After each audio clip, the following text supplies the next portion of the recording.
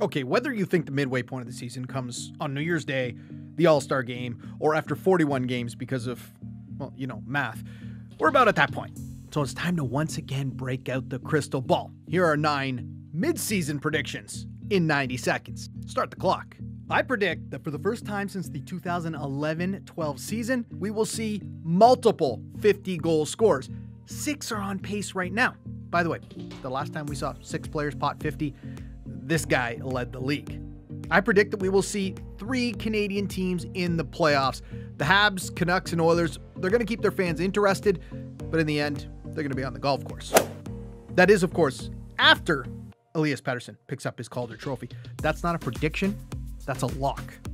I predict the Lightning will win the President's Trophy by at least 15 points, and we haven't seen that happen since the 01-02 Red Wings. This team is scary good.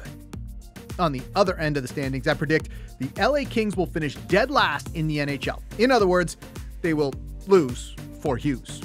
I predict that despite their recent slide, the Buffalo Sabres will do it and return to the playoffs for the first time since 2011.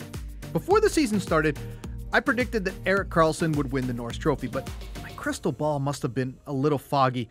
I meant to say Mark Giordano.